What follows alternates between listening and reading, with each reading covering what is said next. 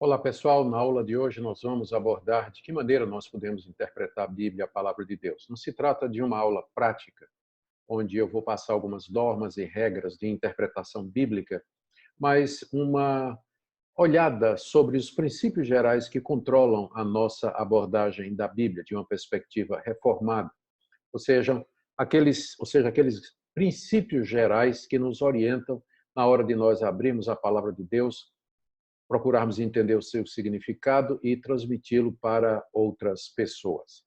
Então, vamos começar lembrando alguns pontos que nós já vimos aqui na nossa disciplina. Qual a necessidade de interpretar a Bíblia? Vocês lembram que nós falamos que nós precisamos interpretar a Bíblia por causa daquilo que nós chamamos de distanciamento.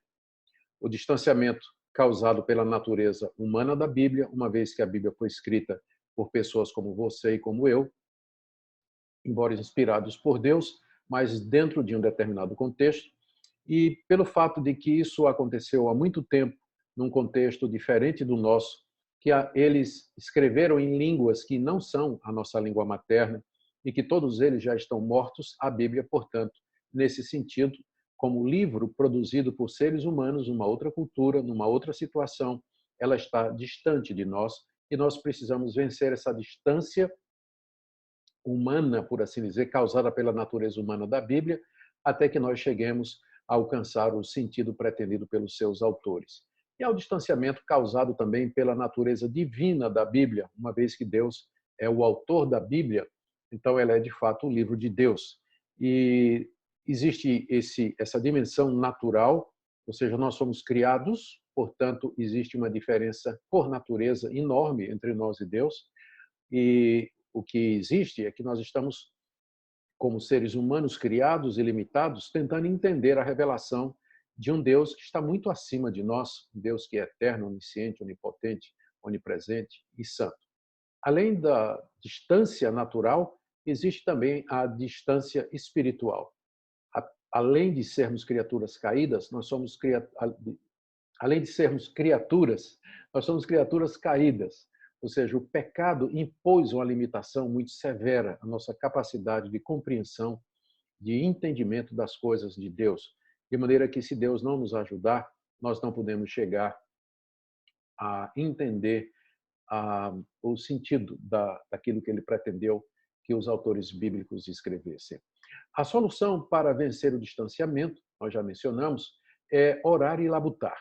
Orar para que Deus nos dê entendimento espiritual, para que Deus nos dê graça e misericórdia, para que nós possamos compreender o significado, o Espírito Santo iluminando o nosso entendimento e abrindo os olhos do nosso coração para compreendermos salvadoramente o significado do texto e labutarmos, ou seja, nos esforçarmos usando todos os meios disponíveis, usando o conhecimento que vem de outras áreas, como, por exemplo, a arqueologia, história, linguística, semântica, para que compreendamos o significado daquilo que foi escrito pelos autores bíblicos, Moisés, Paulo, Pedro, assim por diante.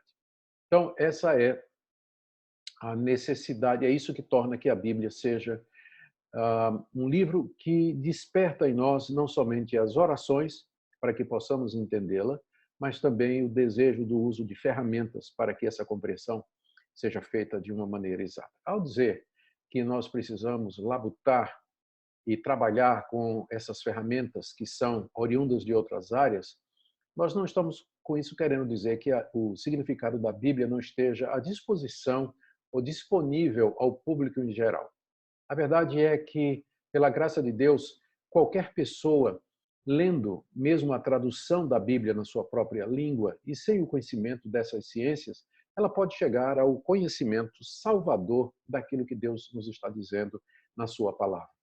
O que nós queremos, entretanto, é que esse conhecimento salvador ele esteja apoiado em fatos, ele seja apoiado numa exegese, numa interpretação que seja correta, que nos permita ter segurança de que nós estamos de posse do sentido pretendido pelos autores humanos que eram inspirados por Deus.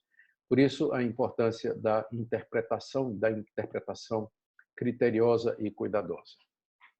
Como nós já dissemos, nós entendemos que os reformadores, eles resgataram o que seria a melhor maneira, a maneira mais correta de se olhar para a Bíblia depois de séculos de uma hermenêutica marejada de tradições e interpretações distorcidas que tinham como objetivo dar apoio à hierarquia católica, o seu culto e outras práticas que surgiram durante a Idade Média. Então, nós somos herdeiros dos reformadores nesse sentido, porque seguimos a interpretação gramático-histórica. Agora, deixe-me falar um pouquinho a respeito da Bíblia, ainda como parte dos nossos pressupostos. Para que nós entendamos a Bíblia, para que nós olhemos para a Bíblia da maneira correta, é preciso que nós façamos isso tendo já algumas ideias bem esclarecidas e algumas concepções bem estabelecidas. Primeiro, nós cremos que a Bíblia é verdadeira. Ela é a palavra de Deus, ela é inerrante, infalível, ela é verdadeira em tudo aquilo que ela afirma. Mas é preciso explicar que isso não significa que não houve erro de copistas. As evidências estão aí. Nós temos 5.000 manuscritos do Novo Testamento, por exemplo. E esses manuscritos, nem sempre eles concordam em algumas passagens uns com os outros. A boa notícia é que essas passagens disputadas, elas são muito poucas e em nada afetam o conhecimento geral que a Bíblia nos dá a respeito de Deus, da doutrina da salvação, doutrina da igreja e outras doutrinas fundamentais. Mas significa que nós estamos alertas e precisamos usar uma ferramenta chamada metodologia crítica ou crítica das fontes, ou ainda baixa crítica, ou ainda manuscritologia, que é o que são as doutrinas, as ciências, que abordam essas diferentes variantes que se encontram nos manuscritos e procuram estabelecer qual delas é a original. E, pela graça de Deus, essa é uma ciência bastante avançada e nós podemos afirmar com segurança que o texto que nós temos hoje, muito embora nós não tenhamos os originais, temos cópias dos originais, mas estas cópias refletem em até 95%, provavelmente, talvez até mais, o texto original escrito pelos autores bíblicos. Nós damos graças a Deus por isso. Também, quando nós dizemos que a Bíblia é verdadeira, nós não estamos deixando de reconhecer que os autores bíblicos não receberam o conhecimento pleno e onisciente do Espírito Santo acerca do mundo ao escreverem. Eles escreviam a partir da visão de mundo que eles tinham naquela época. E, portanto, eles se referiam aos fenômenos naturais do ponto de vista do observador, falando, por exemplo, que o Sol nascia de um lado do céu, percorria toda a sua extremidade e se punha no outro. Estavam falando da perspectiva da observação e descrevendo dessa perspectiva um fenômeno natural sem entrar na explicação científica de o porquê o Sol parece se mover. Então, isso porque os autores bíblicos eles não receberam conhecimento científico a respeito dos fenômenos naturais quando escreveram. Então, portanto, nós não podemos esperar ou querer que a Bíblia se expresse numa linguagem do homem moderno em termos de ciência, mas podemos dizer que tudo aquilo que a Bíblia fala sobre a natureza é verdadeira. Também nós queremos deixar claro que quando nós dizemos que a Bíblia é verdadeira, e é assim que nós cremos, que isso não quer dizer que não há partes difíceis de entender na Bíblia. A maioria, como eu disse, das passagens da Bíblia, elas são claras e possíveis de serem entendidas, mas há algumas passagens que são reconhecidamente difíceis e outras para as quais nós não temos consenso entre os estudiosos acerca do seu significado. Mas isso em nada nos impede de ler a Escritura e tentar entendê-la naquelas partes em que isso é possível, porque, mais uma vez, estas partes difíceis, elas são uma porção muito pequena da Bíblia. Aliás, eu penso que uma das últimas aulas que nós teremos, uma das disciplinas que nós teremos aqui no nosso curso de Teologia Reformada, vai ser exatamente sobre esses versículos difíceis da Bíblia. Já vá se preparando aí para participar dessa disciplina. E também é preciso lembrar que quando dizemos que a Bíblia é verdadeira, que nós não estamos dizendo que as traduções da Bíblia são inerrantes. A inerrância da Bíblia está restrita aos originais e não às traduções. Embora, se uma tradução for fiel, nós podemos dizer que estamos lendo a Bíblia com total segurança, como se estivéssemos lendo se estivéssemos lendo as obras originais, estivéssemos lendo as obras originais. Então, essas ressalvas são importantes porque um dos pressupostos da interpretação é que nós estamos diante de um livro que é verdadeiro, um livro que é inerrante, apesar da sua antiguidade, apesar de todo aquele distanciamento. A Bíblia é a palavra de Deus, verdadeira em tudo que afirma. O que, como eu disse, não significa que não estejamos atentos para essas questões que nós acabamos de mencionar aqui. A essa altura é importante também tratar de um outro assunto, que é a obra do Espírito Santo na interpretação. Nós dissemos que nós oramos para que Deus nos ajude a transpor a distância que é entre nós e a Bíblia, a distância causada pelo fato de sermos pecadores e Deus ser o que Ele é, e tentarmos entender a sua santa revelação. E em teologia, nós dizemos que, no que diz respeito às Escrituras, a obra do Espírito Santo tem três partes. Na primeira fase, por assim dizer, ele revelou a verdade de Deus aos autores bíblicos. E através de sonhos, de visões, através de profecias, através de aparições ou teofanias, Deus, mediante o seu Espírito Santo, revelou aos autores do Antigo Testamento e do Novo Testamento aquilo que ele queria que fosse escrito. É que nos referimos, por exemplo, às aparições de Deus a Moisés, também aos profetas, que se viram transportados até a presença do próprio Deus e viram o futuro da história da redenção. Lembramos no Novo Testamento o apóstolo João, na ilha de Patmos, vendo o desenrolar da história diante dele, a história da igreja e o triunfo final de Deus. Então, nessa fase da revelação, o Espírito de Deus, de muitas maneiras, trouxe aos autores bíblicos a verdade que Deus queria que fosse registrada. Na segunda etapa desse processo de produção da Escritura, o Espírito Santo inspira os autores bíblicos para que quando eles escrevessem, para que quando eles colocassem no papel aquilo que havia sido revelado, fizessem de maneira infalível. Porque de que adiantaria o Espírito Santo revelar a eles a verdade de Deus e deixá-los então à sua própria sorte, de maneira que quando eles fossem escrever, eles tivessem que fazer isso através das suas habilidades humanas. Era preciso que o Espírito Santo não somente revelasse, mas que também inspirasse para que o registro da revelação fosse completamente fiel, fidedigno e verdadeiro. E a terceira fase, agora, já é a ação do Espírito Santo, não nos autores da Bíblia, mas nos leitores da Bíblia, que nós chamamos de iluminação. Então, nós pedimos a Deus hoje, quando nós nos aproximamos da Bíblia, não revelação e não inspiração, porque estas fases já passaram, mas nós pedimos que Ele ilumine as trevas do nosso coração, que Ele faça dissipar a escuridão dos nossos olhos, para que nós possamos ver como, em plena luz do dia, a verdade que foi revelada e divinamente, inspiradamente escrita para o nosso conforto, para a nossa salvação e para a nossa redenção. Isso é muito importante, lembrar que o papel do Espírito Santo vem nessas três fases e que nós estamos na fase da iluminação. Nós não esperamos novas revelações, nenhum de nós é inspirado, somente os apóstolos e autores do Novo Testamento e do Antigo foram inspirados por Deus, não há pessoas inspiradas depois deles. E a nós, crentes que vivemos depois que a Bíblia está completa, cabe pedir a Deus que o mesmo Espírito que revelou e inspirou os autores bíblicos também nos ilumine para que nós possamos compreender aquilo que eles escreveram. E agora nós estamos prontos para ver alguns pressupostos da interpretação reformada. Deixa eu explicar aqui.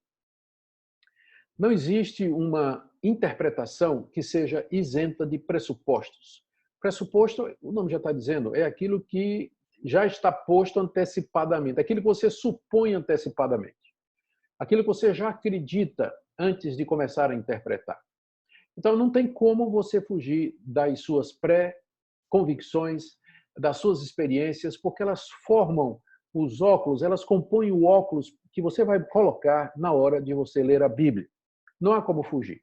Entretanto, já que não há como fugir, resta-nos escolher e optar por aqueles pressupostos que melhor nos ajudam a entender a palavra de Deus, que são aqueles que estão em harmonia com a natureza da Bíblia.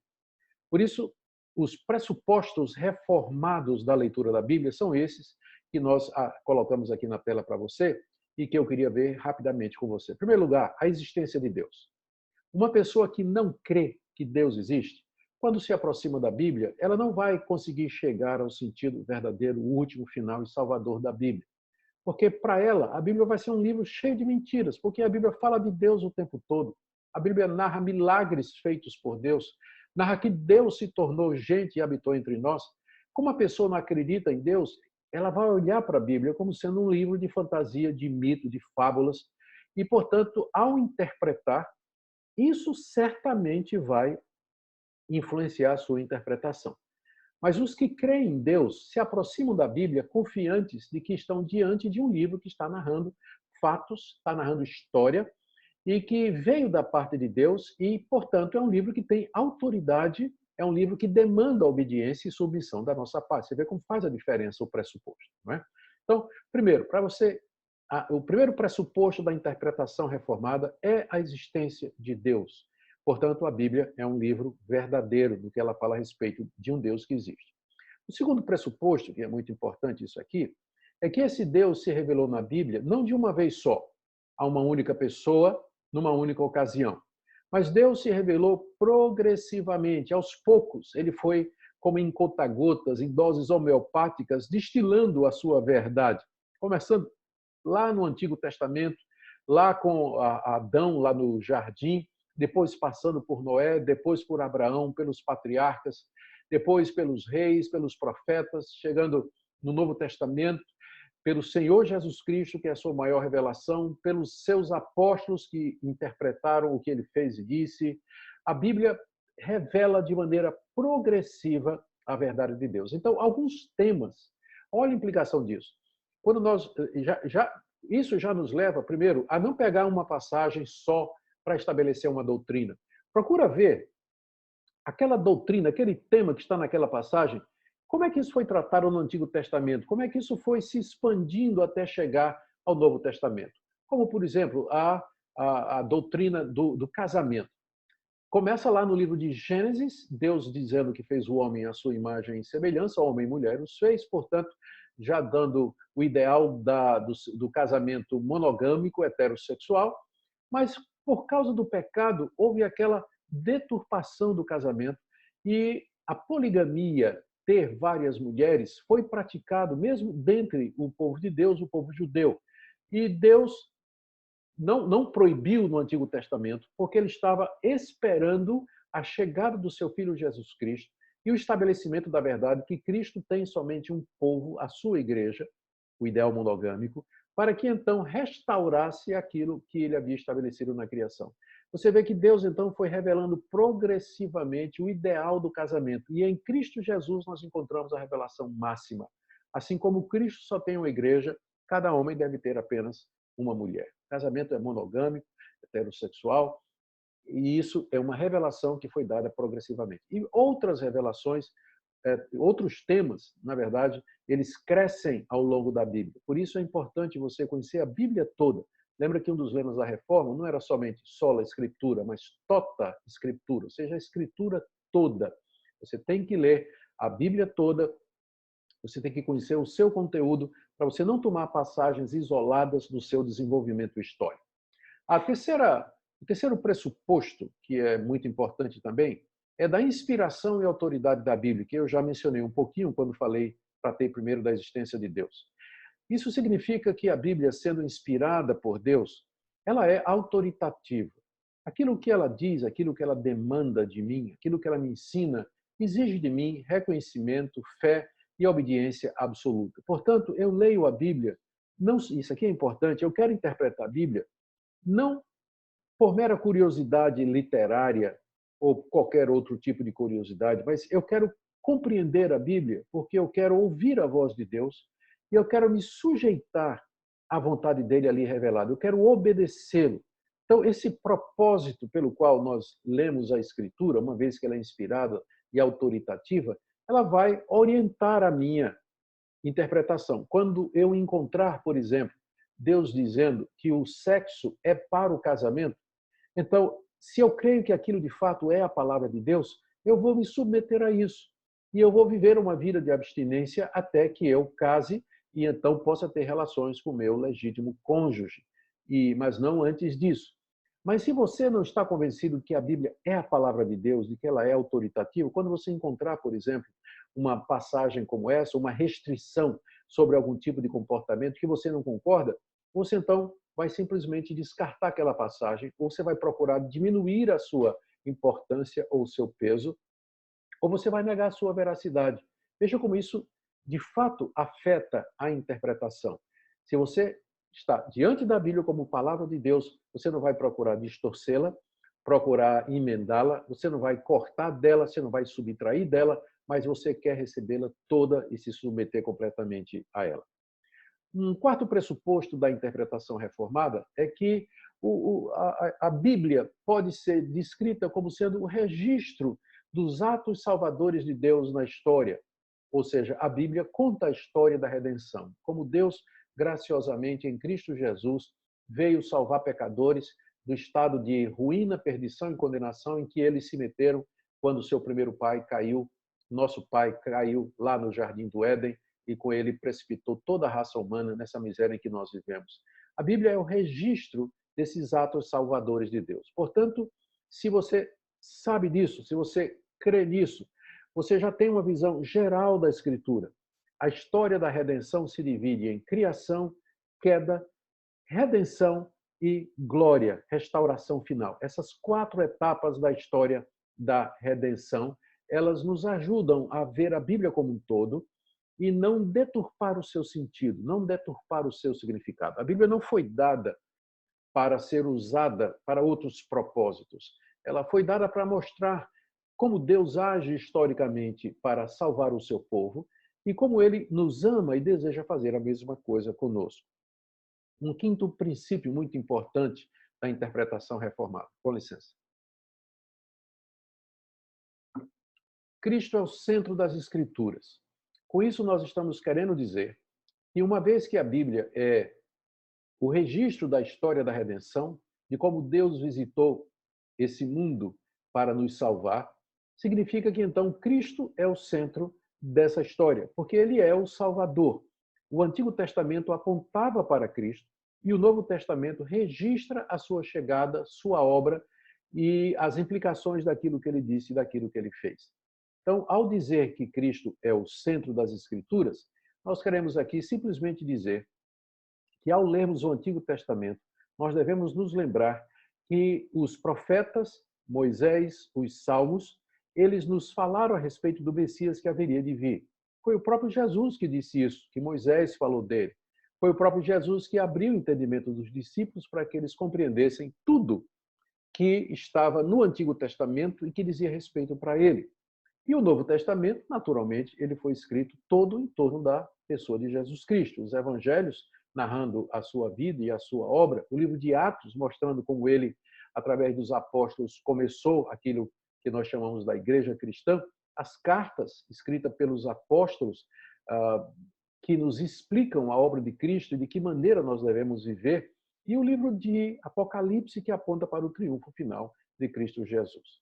Aqui nós queremos aproveitar para veementemente rejeitar uma noção que é muito difundida aí nos meios sociais, nas redes sociais, de Cristo como filtro das Escrituras, ou Cristo como chave hermenêutica das Escrituras. É preciso entender bem o que é que isso significa. Geralmente isso é usado para dizer o seguinte: aquilo que não estiver de acordo com Cristo tem que ser rejeitado. Recentemente eu ouvi uma pessoa, muito ingenuamente dizer na Escritura, dizer nas redes sociais, que Paulo tinha partes do que Paulo escreveu que deveria ser rejeitado porque era contrário a Cristo.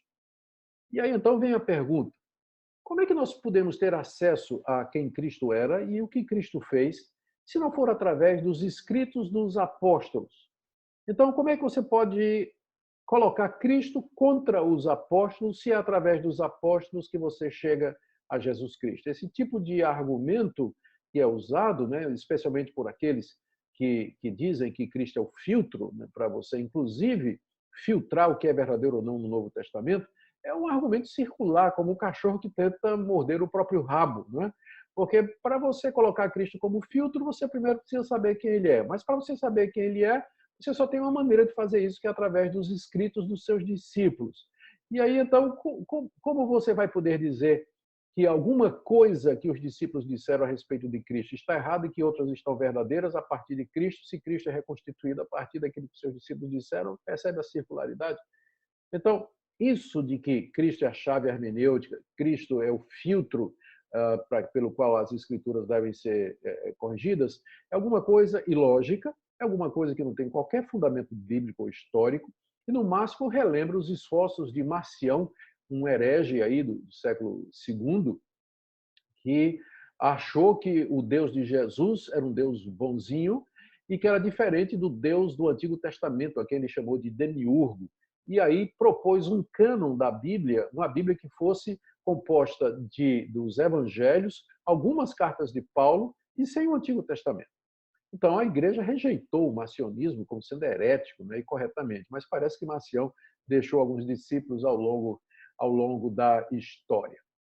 Muito bem, nós já vimos então alguns pressupostos sobre a interpretação reformada e eu queria tratar aqui um pouquinho de um outro assunto que é muito importante, que é a questão de avaliar traduções. Uma vez que a grande maioria de nós não lê grego, hebraico e aramaico, e nós dependemos do português, das traduções em português, então nós precisamos ter alguma cautela ou alguns princípios, né, algumas orientações quanto ao uso dessas traduções. Há muitas traduções em português, e eu posso dizer que, de maneira geral, são todas elas bem fidedignas e podem ser usadas sem qualquer preocupação, apesar de que devemos ter cuidados aqui e acolá com aquelas traduções que são mais livres, né, que eu vou falar um pouquinho daqui a pouco. Na avaliação de traduções, primeiro é importante a gente ver a identidade e capacidade dos tradutores. Quem é que traduziu? Quem é que fez essa tradução? Então, eu sugiro que você escolha traduções que foram feitas por comitês ou equipes de estudiosos de várias orientações teológicas, como, por exemplo, Almeida, NVI. Traduções feitas por uma única pessoa são limitadas ao conhecimento do tradutor. É óbvio, não é? Traduções feitas por um comitê de pessoas de uma mesma ideologia são tendenciosas, como, por exemplo, a Bíblia das Testemunhas de Jeová, que tenta apagar os traços da divindade de Jesus no texto bíblico, não é? Então, procure Bíblias que foram feitas por comitês compostos de estudiosos de diversas linhas teológicas, porque preserva o equilíbrio e a objetividade em vez de tentar, e assim neutraliza a tendência de um tradutor só de interpretar o texto conforme a sua ideologia, sua tradição denominacional ou a sua tradição teológica histórica. Segundo, qual foi o texto usado com base na tradução? Idealmente, nós temos dois textos, pensando aqui no Novo Testamento. Adquira traduções que foram baseadas nesses diferentes textos. Muito embora as diferenças entre os principais textos bíblicos, e inclusive aqui eu quero colocar o hebraico e aramaico também, eles representam a pequena porcentagem, podem determinar uma leitura diferente de uma passagem. Apenas para lhe dar uma ideia. Se você tiver com sua Bíblia aí, vai ser difícil para mim agora lançar aqui na tela. Se você pegar a NVI, que usa o chamado texto crítico, você ler Romanos capítulo 8, verso 1, a leitura vai ser essa, eu tenho aqui para você. Portanto, agora já não há condenação para os que estão em Cristo Jesus. Mas se você pegar a Almeida corrigida, que usa o texto majoritário, ou a King James, que usa o texto majoritário, a leitura vai ser essa. Portanto, agora, nenhuma condenação há para os que estão em Cristo Jesus. E aí vem o acréscimo, que não andam segundo a carne, mas segundo o Espírito. A diferença é grande. Na NVI, a passagem para aqui, ó. Portanto, não há nenhuma condenação para os que estão em Cristo Jesus. Na Almeida corrigida, na King James, e outras que usam o texto majoritário, existe o acréscimo, que não andam segundo a carne, mas segundo o Espírito. Por que essa diferença? A diferença é que o texto grego adotado pela Almeida corrigida, que é o texto majoritário, ele tem essa variante, ele tem esse acréscimo nas cópias do Novo Testamento. Enquanto que o texto crítico, usado pela Nova Versão Internacional, a Almeida atualizada, a Nova Almeida, por exemplo, não contém esse acréscimo. Então, graças a Deus que o acréscimo ele não representa nada demais, porque esse acréscimo, na verdade, ele vai aparecer mais embaixo na leitura de Romanos capítulo 8, verso 1. Você continua a ler, você vai ver que no verso 3 ou 4 essa passagem aparece. Muito provavelmente um escriba simplesmente pegou o versículo 4 e transportou para o versículo 1. E existem outras passagens onde nós poderíamos demonstrar isso. As três mais conhecidas são o final de Mateus 16, João capítulo 8, da mulher adúltera, e 1 de João capítulo 5, versos de 7 a 8. O que acontece é que o texto crítico, que é adotado pela Almeida Atualizada, Nova Almeida, NVI, Nova Tradução na Linguagem de Hoje e outras versões mais modernas, esses textos não têm, por exemplo, o final de Marcos 16, que fala que no meu nome expulsarão demônios, falarão novas línguas e assim por diante. Entretanto, todas as Bíblias em português mantêm esse final, que não se encontra no texto crítico, pela antiguidade dele e pelo fato de que aparece na maioria dos manuscritos. No texto majoritário, essa passagem de Marcos 16 aparece, só que é em documentos mais recentes. Então, mais uma vez, ainda que o final de Marcos 16 ele não seja original, não tenha sido escrito por Marcos, ainda que não, existe dúvida, né, e debate sobre isso, não vai afetar em nada, porque não tem coisa alguma em Marcos 16, no final de Marcos 16, que não tenha nos outros evangelhos ou no livro de Atos. Também a passagem da mulher adúltera não aparece em muitos manuscritos, na maioria dos manuscritos mais recentes. Não aparece nos manuscritos mais antigos, mas aparece na maioria dos manuscritos mais recentes. Mais uma vez, tem alguma coisa no relato da mulher adúltera que vai fazer falta se nós descobrirmos que não é original? A resposta é absolutamente não. É a mesma coisa em 1 de João 5, de 7 a 8, onde aquela passagem a respeito da Trindade ela não aparece nos manuscritos mais antigos, mas aparece em todos os manuscritos, na maioria dos manuscritos, e que são bem mais recentes. O que eu quero dizer é que, às vezes, essa diferença que você vai encontrar no texto português é por conta exatamente do texto que essa tradução usou como base da tradução. Geralmente, na introdução da sua Bíblia, existe alguma informação dada pelos tradutores a respeito do texto original, grego, hebraico, aramaico, que eles usaram. Então, é sempre bom você dar uma lidinha na introdução. É importante também você ver a filosofia de tradução empregada. Existe a chamada equivalência formal, como, por exemplo, a Almeida Corrigida, Trinitariana, King James, que procura reproduzir formalmente, palavra por palavra, o texto em português do grego, hebraico e aramaico para o português. Existe a chamada equivalência dinâmica, onde se procuram equivalentes modernos, que é usado pela Nova Tradução na linguagem de hoje, a mensagem, etc. E há um meio termo aí, como, por exemplo, a Almeida Revista Atualizada, a nova versão internacional. As duas formas de tradução elas são importantes. Eu prefiro o meio termo, como a Almeida Revista Atualizada, a NVI, em que existe de fato uma atenção para a necessidade de encontrar equivalentes na linguagem receptora, que é a linguagem do português, e às vezes uma tradução literal ela não é a melhor. Por exemplo, lá no livro dos Salmos, você vai encontrar Davi dizendo no hebraico que Deus é aquele que fortalece o seu chifre. Imagine se a gente fosse fazer uma tradução literal disso. A tradução correta seria Deus fortalece a sua força. Aí nós temos que interpretar figuradamente, né? Traduzir, procurar o equivalente em português. Chifre, em hebraico, dava a ideia de força, lembrando do boi. Mas para nós, em português, não faz o menor sentido. Então, qual seria o equivalente de chifre nesse contexto? Força. Então, não é uma tradução literal, mas é uma tradução mais exata. Não é? Curioso isso. E, por fim, eu diria para você a minha sugestão de que você tenha várias traduções para comparação. Eu, pessoalmente, gosto da Almeida Atualizada, e que agora foi substituída pela Nova Almeida, e é a Bíblia que eu uso para os meus estudos, para as minhas pregações, mas eu sempre estou consultando as demais traduções para ver onde existem diferenças e o porquê dessas diferenças. Portanto, é importante que você também tenha e faça um investimento para que você tenha à sua disposição estas coisas. Já nos encaminhando para o final, vamos falar um pouquinho do que nós chamamos de gênero literário e a importância deles para que nós possamos compreender a escritura.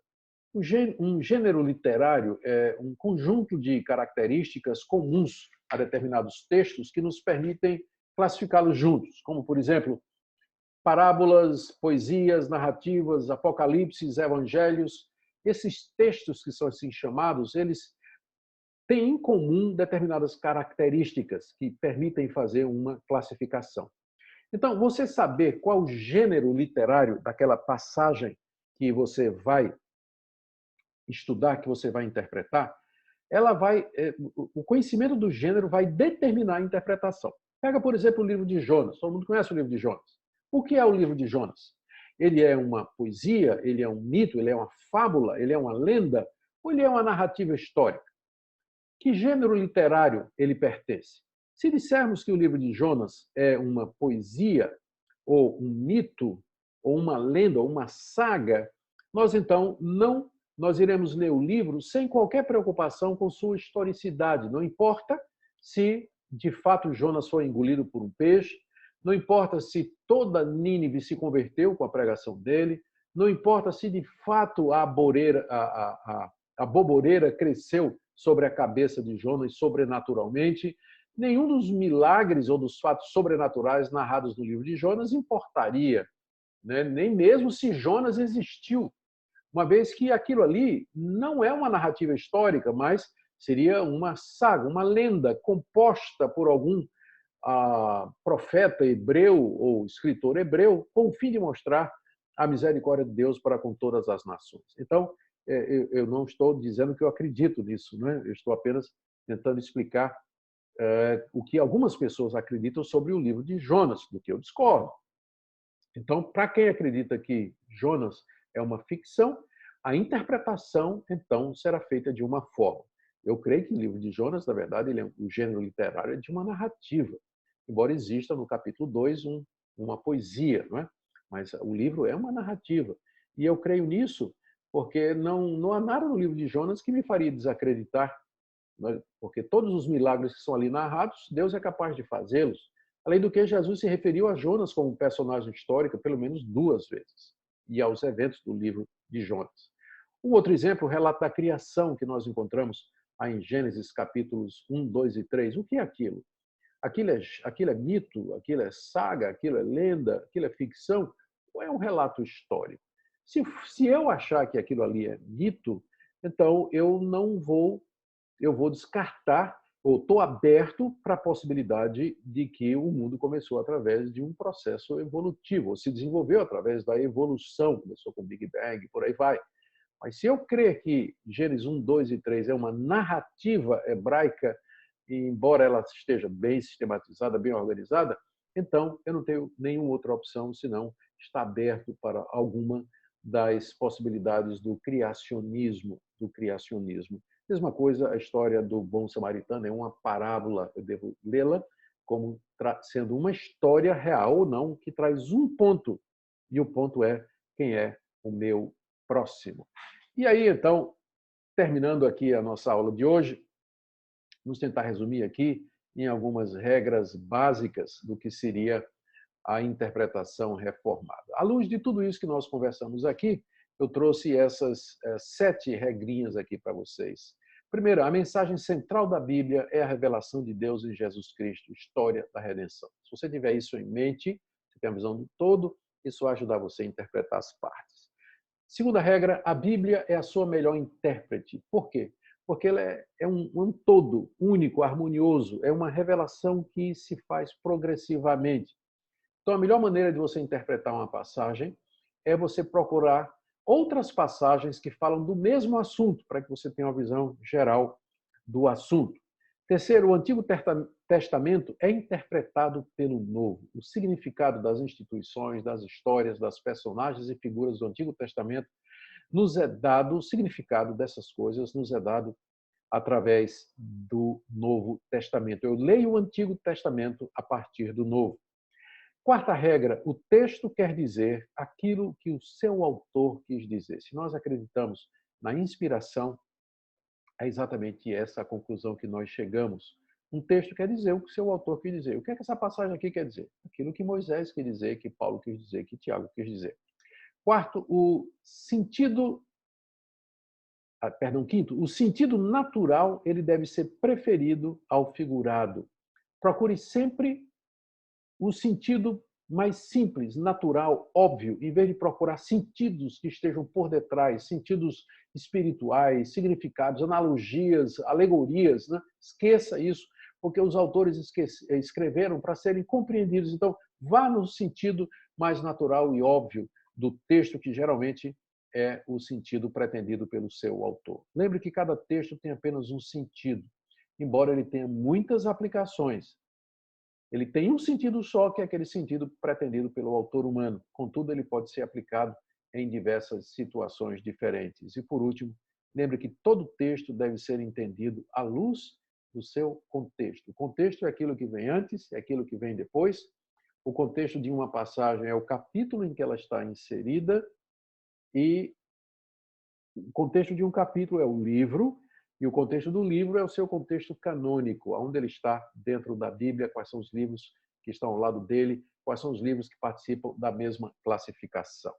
Aqui eu termino a nossa aula na expectativa de que ela tenha, de alguma forma, contribuído para que você possa amar mais a sua Bíblia, lê-la com mais inteligência e capacidade, interpretá-la melhor e usar o seu conhecimento não somente para você. Lembre, nós interpretamos a Bíblia porque nós queremos conhecer a vontade de Deus, conhecer aquilo que Deus nos está falando e dizendo, e obedecer. Nós lemos a Bíblia para obedecê-la, não para contestá-la, não como mera curiosidade, não para a soberba intelectual, mas para ouvirmos a voz do nosso Senhor e do nosso Salvador e alegremente nos submetermos a ela.